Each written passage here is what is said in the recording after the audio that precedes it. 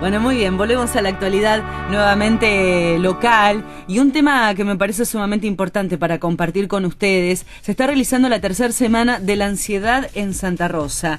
Un tema que, más allá que se aplica aquí a la provincia, aquí a la ciudad concretamente de Santa Rosa, creo que el tema de los trastornos de la ansiedad últimamente con el tiempo que vivimos y cómo vivimos, está cada vez más entre nosotros, ¿no? Por ahí hay síntomas que no los podemos detectar a tiempo, cómo manejar cuando los síntomas son más intensos, qué provoca, qué puede llegar a provocar el hecho de cuando uno, ya se pasa de límites del tema de la ansiedad y empieza a hacer algo que causa alteraciones.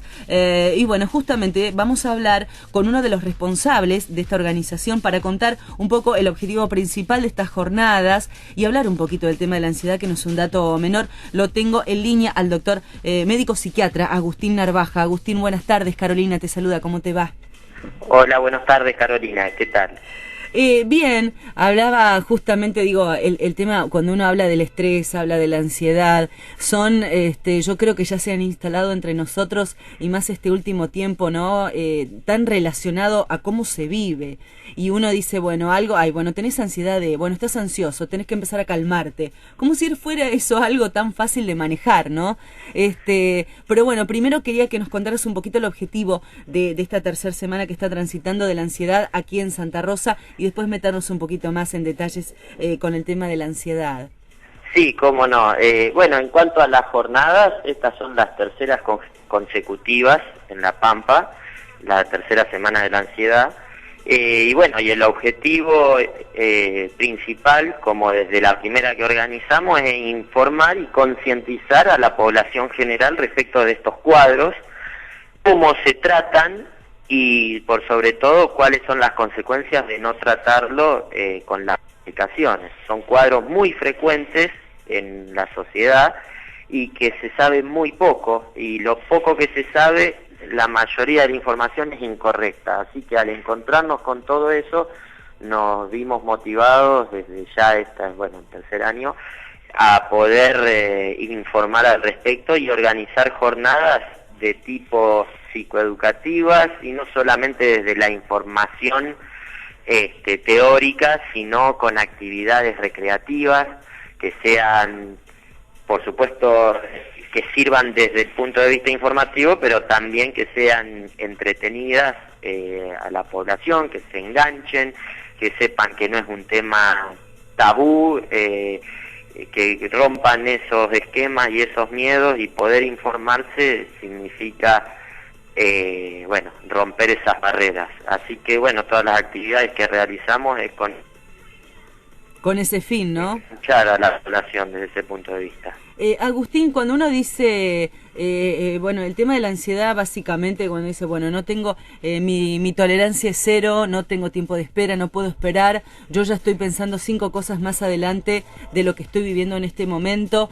¿En qué estamos, no estamos teniendo el conocimiento correcto acerca de esto? ¿Cómo se manifiesta en realidad el tema de la ansiedad? ¿Es un poco lo que yo te cuento, que es general, lo que nos pasa a todos, o se detecta, hay otros síntomas que son detectables para decir, no, mira, estás en una situación de ansiedad? Claro, como todo cuadro en medicina, empieza desde lo leve a lo intenso. Es muy difícil que el cuadro comience en forma intensa. Lo más frecuente es esto, comenzar con síntomas leves. En este caso, estabas describiendo un poco lo que es el trastorno de ansiedad generalizada, en lo que es el estado de alerta constante y con una preocupación excesiva constante, que lleva a un desgaste semejante en la persona, con síntomas físicos. Los más frecuentes son las contracturas a nivel musculares, tensión, sudoración, temblores, mareos por la noche con dificultad para dormir. Esto genera un cansancio posterior al día siguiente y así sucesivamente.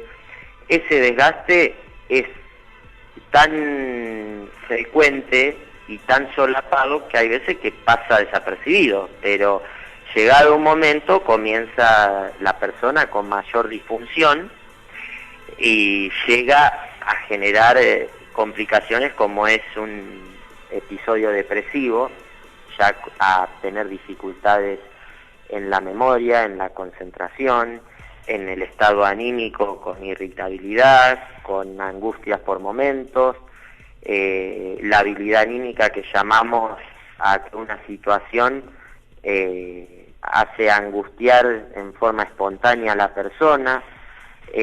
Bueno, son todos cambios de estados que empieza a haber cada vez más irregularidad. Cuando hablamos de ansiedad solamente, sí, la ansiedad de por sí sola es algo natural y normal en el ser humano. Es un recurso, una herramienta, un arma y defensa que tiene el organismo para ponerse en guardia ante ciertos estímulos externos. Yo, por ejemplo, voy cruzando la calle, siento el ruido de una bocina, me pongo alerta, esa ansiedad se eleva de golpe, pero me hace funcionar bien. ¿Cómo? Y que no me atropellen.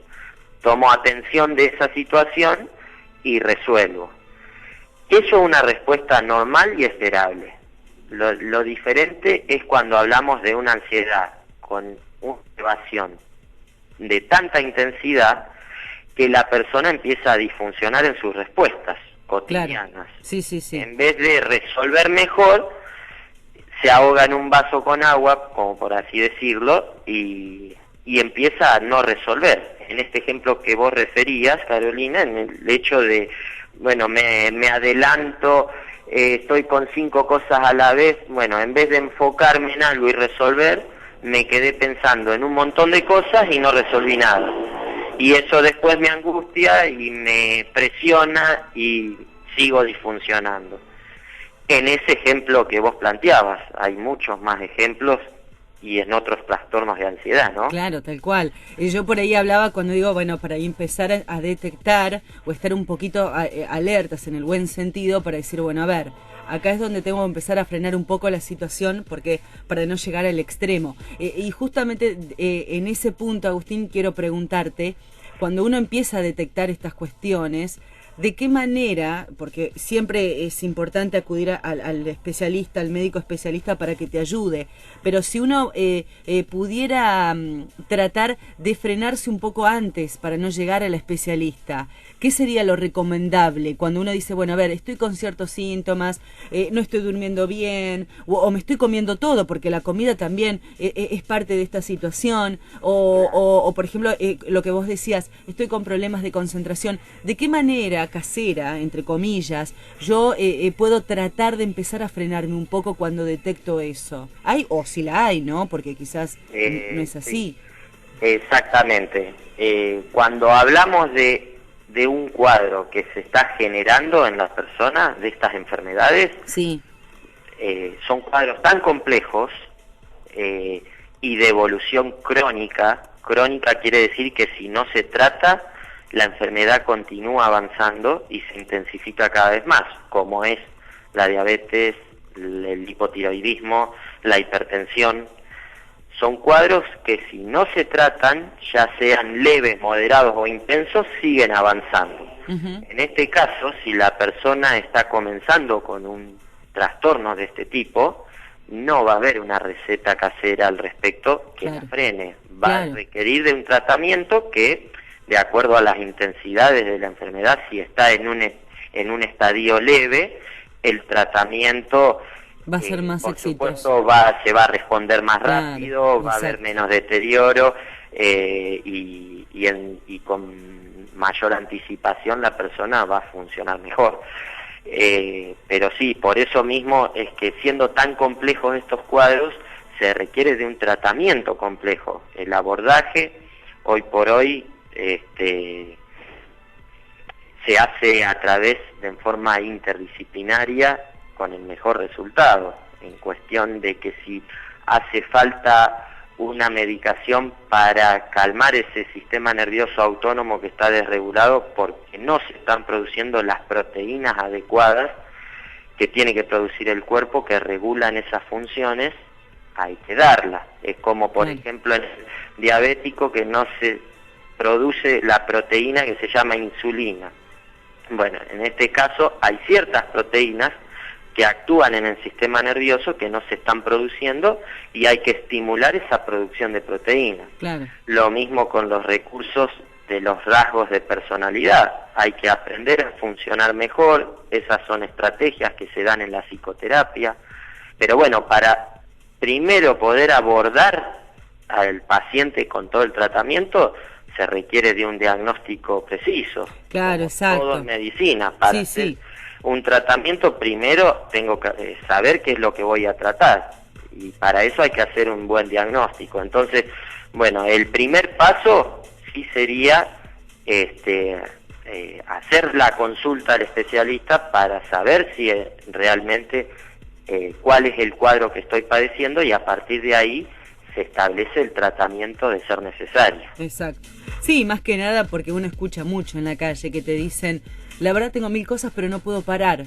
No me digan que tengo que parar. Yo esto lo veo proyectado en gente que conozco que me dice, mira, todo el mundo me dice, bueno, relajá, manejalo de otra manera, como si eso fuera tan fácil. Yo no puedo, tengo muchas cosas, muchos compromisos y los tengo que llevar adelante. Viste que eso sucede, bueno, uno lo escucha reiteradamente a eso. Por supuesto, y bueno, esa persona, por ejemplo, no, tengo 5 cosas a la vez, no lo puedo manejar. Bueno, tranquilo. Es como si a una persona que tiene fiebre le decís, bueno, baja la fiebre, concentrate y baja la fiebre. Claro. No, sí, no hay forma, es complicado. Entonces, hay ya una causa, ya con una vulnerabilidad previa en la persona, en la cual gesta esa enfermedad, y a través de ese cuadro se están elevando los niveles de ansiedad, inclusive se produce esta falta de proteínas y no se puede manejar. Claro. La persona, por más que quisiera, no lo podría manejar. Entonces, el decir, bueno, no, manejalo, es la dificultad y esa es la enfermedad. Sí, basada en un montón de una fisiopatología ya descrita desde hace años. Exacto. Entonces, a partir de ahí se establece el tratamiento. Si la persona fuese una cuestión solo de voluntad, por supuesto que, bueno, le pone voluntad y ya lo resuelve. Pero acá la cuestión es que no es una falta de voluntad, es una incapacidad, una falta de capacidad para poder manejar esa situación. Y ahí es donde ya se establece esa disfunción. Doctor, la verdad está bueno que todos hayan escuchado esta nota porque es algo que está entre nosotros, el tema de la ansiedad, y repito, me parece que con los tiempos que corren, cada vez creo que muchos seguramente se han sentido relacionados con alguna de los síntomas y es bueno que acudan a un profesional, es bueno que acudan también a estas jornadas como para entender un poco más y saber frenar un poquito más a tiempo o por lo menos ir a un especialista a tiempo, ¿no? Creo que eso es lo más importante de todo, así que solo me resta agradecerle muchísimo, pero muchísimo por esta comunicación. No, el agradecimiento es nuestro porque realmente ustedes son quienes en este marco de las jornadas y también durante no solamente esta semana, todo el año ayudan a difundir sobre estos cuadros que es la única manera de que la gente pueda enterarse y poder saber que para estos cuadros, primero que existe un cuadro y después que está esto. Nosotros lo que escuchamos todos los días es, yo no sabía que esto se trataba, claro. Si hubiese venido 10 años antes. Bueno, entonces todos estos conceptos, gracias a ustedes, la gente puede empezar a enterarse y bueno, y por supuesto que aprovecho la ocasión para invitar a todos los quienes nos están escuchando, para invitarlos a las jornadas, que son todas libres y gratuitas, porque realmente, bueno, ese es el objetivo principal, esperarlos a todos y que se aprovechen de la mejor manera todas las actividades. Queda hecha la invitación. Muchísimas gracias. Gracias a ustedes. Hasta luego. Seres urbanos. Seres urbanos. Sos uno de nosotros.